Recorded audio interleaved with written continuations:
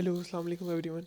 तो आज का जो लेक्चर है वो हमारा लेक्चर 11 है। इसके अंदर हम देखेंगे कि हम किस तरह एरर को टैकल करते हैं। अगर कोई एरर आ जाता है कोड लिखते हुए तो उसको किस तरह गूगल करते हैं और उसके एरर्स वगैरह कहाँ पे नज़र आ रहे होते हैं, और जो एक पूरा प्रोसीजर होता है उसको डिबग करने का, एरर को गूगल करके उसकी रूट कॉज तक पहुंचने का, वो सब कुछ हम इसके अंदर देखेंगे। और ये वीडियो थोड़ी छोटी होगी और बहुत ही आसान होगी, इसके ऊपर आप भी प्रैक्टिस करें क्योंकि जब भी कोड लिखते हैं तो एरर्स तो हमेशा ही आते हैं। तो उनको किस तरह प्रॉपर वे के अंदर गूगल करना है और उनको समझना है कि किस तरह उनको सॉल्व करेंगे। तो चलिए आगे चलते हैं। तो जो हमारा आज का एजेंडा है वो यही है कि हम एरर्स को किस तरह सॉल्व करते हैं, अपने कोड को किस तरह डिबग करते हैं। तो मैं आपको उसी कोड के अंदर, जिस तरह लास्ट टाइम भी कुछ एररदार थे, कुछ जो वेरिएबल्स थे उनके नाम कैपिटल थे लेकिन मैंने स्मॉल लिख दिए थे, कुछ के स्मॉल थे, कुछ फंक्शन थे जो फाइंड वन के फंक्शन थे उस जगह पे मैंने फाइंड लिख दिया था, तो जिसकी वजह से वो प्रॉपर काम नहीं कर रहे थे तो नीचे एरर नज़र आ जाते थे। तो उसको हम देखेंगे कि वो किस तरह उनको डिबग करते हैं और किस तरह उनको आगे लेके चलते हैं। तो ये एक डिबगिंग की जो बेसिक एक टेक्निक है जो लोग बहुत ज़्यादा इस्तेमाल करते हैं, वो जो है गूगल क्रोम के अंदर ही ये कंसोल ओपन हो जाता है। ये टेक्निक बहुत से डेवलपर यूज़ करते हैं स्क्रिप्ट को देखने के लिए कि जो बैकएंड पे चल रहा है वो ठीक है या कोई एरर वगैरह दे रहा है या नहीं। ये काफ़ी ज़्यादा जो लैंग्वेजेस उसके अंदर काम कर जाता है, ये आपको एरर वगैरह शो कर देता है कंसोल जो होता है। तो सबसे पहले तो हम ये देखेंगे कि ये किस तरह एरर शो करता है और ये कहाँ पे एरर शो करता है। तो सबसे पहले तो आपने राइट क्लिक करना है अपने वेब पेज के ऊपर, उसके बाद इंस्पेक्ट एलिमेंट में जाना है। तो एक विंडो ओपन हो जाएगी आपके वेब पेज के ऊपर ही, राइट साइड पे कभी कभी ओपन होगी, कभी कभी बॉटम पे ओपन होगी, तो ये कहीं पे भी हो सकती है। तो वहाँ पे ओपन हो जाएगी, उसके बाद आपने उसके अंदर कंसोल ओपन कर लेना है उसका। तो उसके अंदर वो आपको थोड़ा बहुत बैकएंड जो है उसका एरर वगैरह दिखा रहा होगा कि जो भी स्क्रिप्ट के अंदर कोई मसले मसाइल हैं जो भी चल रहा है उसके अंदर, तो वो दिखा रहा होगा। चलें यहीं से स्टार्ट करते हैं, उसके बाद हम थोड़े से जो है ना वो विजुअल कोड के अंदर भी देखेंगे कहाँ पे एरर्स वगैरह शो होते हैं। तो यहाँ से स्टार्ट करते हैं, चलें कोड की तरफ चलते हैं।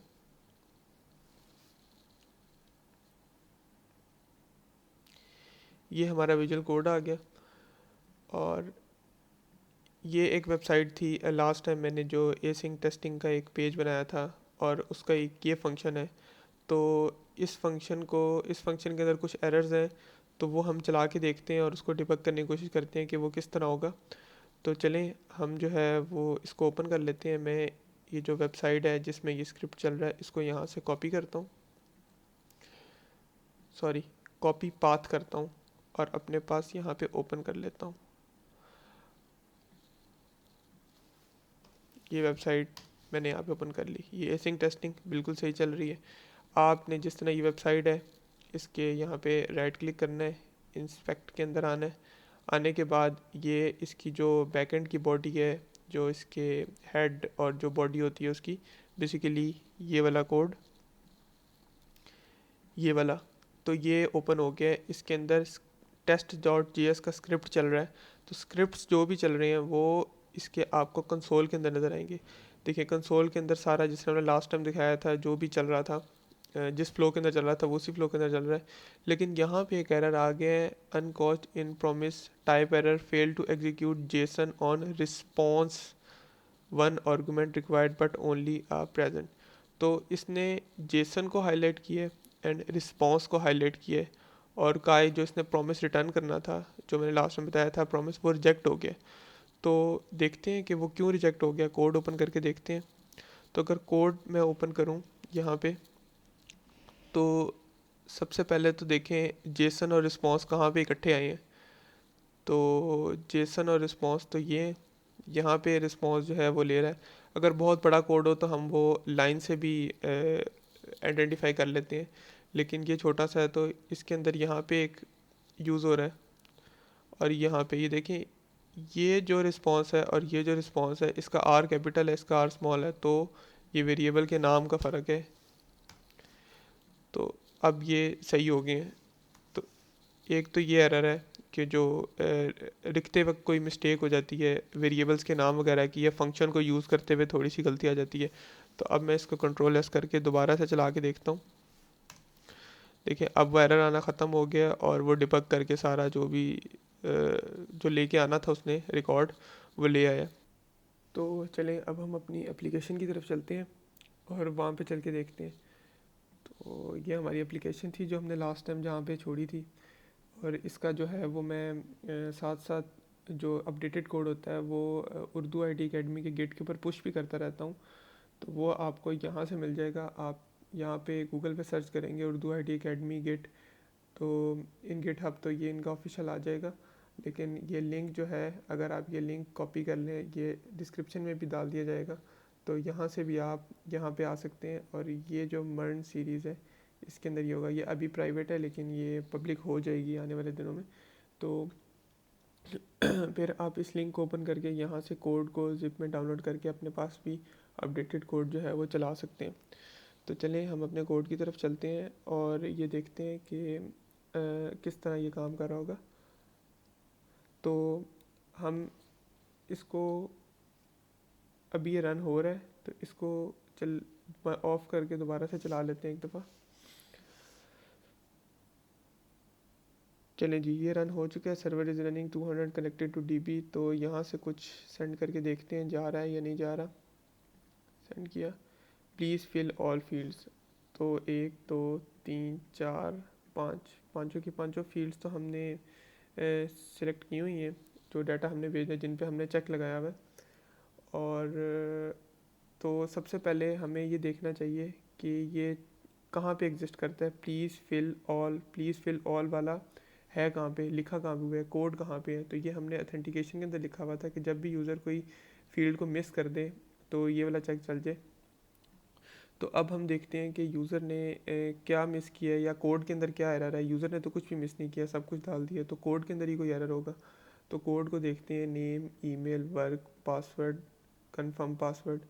तो इसके आगे हम चल के देखते हैं कि वो कहाँ से कौन सी फील्ड भेज रहा है। स्पेलिंग्स वगैरह की तो कोई गलती नहीं है, ये स्पेलिंग की गलती है कंफर्म पासवर्ड की। यहाँ पे इस स्पेलिंग में और इस स्पेलिंग में और जो स्कीमा के अंदर स्पेलिंग है उनमें थोड़ा सा मसला है। तो ये जिसकी वजह से ये डाटा नहीं भेज रहा वहाँ पे।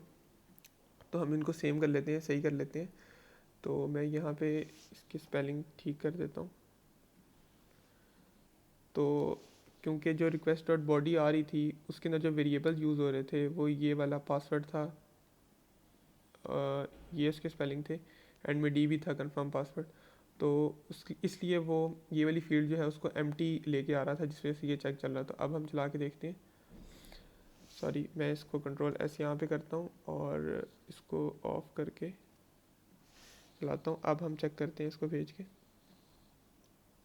Please use different email. तो जैसे कि आपने देखा कि उसने डिटेक्ट कर लिया सारा और वो एरर दे रहा है कि डिफरेंट ईमेल यूज़ करें, क्योंकि ये ईमेल पहले रजिस्टर हुई होगी यहाँ पे। तो हम जाके मोंगोडीबी को ओपन करके देख लेते हैं। ये रिट्रीविंग लिस्ट, तो ये जैसे कि देखें ईमेल जो है ये वाली पहले की रजिस्टर्ड है। तो हमारा यहाँ तक तो ठीक चल रहा है। अब हम डिफरेंट ईमेल को रजिस्टर करने की कोशिश करते हैं। तो ये यहाँ पे फंस गया है, कोई भी रिस्पॉन्स नहीं दे रहा, किसी इनफाइनाइट लूप में चला गया, या कुछ भी एरर मैसेज शो नहीं कर रहा कि इसने डाटा स्टोर किया है या नहीं किया। तो हम इसके ऊपर यहाँ पे तो कुछ शो नहीं कर रहा, तो अपने पास एप्लीकेशन में देखते हैं कि कंसोल में कुछ शो कर रहा है। तो कंसोल में ये एक एरर मैसेज शो कर रहा है कि Mongo write no right concern, तो majority found in replica set configuration. तो मैं इसको सिंपल कॉपी करता हूँ और गूगल करता हूँ उस एरर को। तो मेरे पास ये स्टैक ओवरफ्लो का कोई लिंक ओपन हो रहा है कि ये मैं इसको ओपन कर लेता हूँ। तो ये पहले मैं देखता हूँ कि इस बंदे का भी सेम इशू है। तो एरर सेम आ रहा है, हाँ जी सेम आ रहा है। उसने पोस्ट रिक्वेस्ट की है तो उसका ये एरर आ रहा है, उसने ये सब कुछ बताया हुआ है। तो अब मैं इसको चेक कर लेता हूँ कि इसका किसी ने सोल्यूशन, ये एक सोल्यूशन दिया हुआ है किसी ने, और कहा है कि इसके साथ ये रिमूव कर दें तो ये जो है आपका मसला सॉल्व हो जाएगा। Delete this two part then it will be solve. तो चले हम ये करके देखते हैं। मैं आ जाता हूँ कॉन्फ़िग में। अच्छा, ये मुझे कैसे पता चला कॉन्फ़िग में, ये इसने कनेक्टिंग स्ट्रिंग ऊपर दी हुई है और कहा हुआ है कि ये कनेक्टिंग स्ट्रिंग है, इसके एंड से ये रिमूव कर दो। तो इस वजह से अब मैं आ जाता हूँ यहाँ पे, और सेम मेरे पास भी ये एग्जिस्ट करता है, तो मैं इसको रिमूव करके कंट्रोल एस करके चला के देखता हूँ।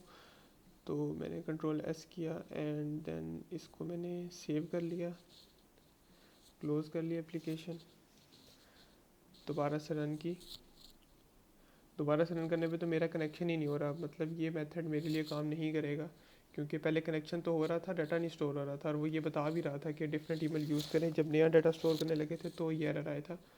तो इसको मैं वापस कर देता हूँ उसी हालत के अंदर, और इसको मैं चला के चेक करता हूँ। Server is running connected to DB. ठीक है, तो अब मैं चेक करता हूँ कुछ डाटा भेज के इसके अंदर, स्टिल सेम इशू, और आपने देखा होगा पीछे एरर आता हुआ नज़र भी आया। अब तो मैं कहीं और देखता हूँ, किसी और बंदे ने कोई हल इसका सोल्यूशन दिया हो। ये एक बंदे ने दिया हुआ है, remove this at the end of the URL ways this will cause no right concern. तो कहा है कि आप एंड से ये रिमूव कर दें इसके, हमारे तो ये है ही नहीं। तो नीचे देखते हैं किसी और बंदे ने कुछ कहा हो। ये एक बंदे ने बात किया है, फिर same issue remove eight the and, उसने एंड से कुछ रिमूव किया है तो इसका एरर सॉल्व हो गया। तो ये वाला मसला अपना सॉल्व करके देखते हैं। कंट्रोल एस, और अब मैं इसको दोबारा चलाता हूँ।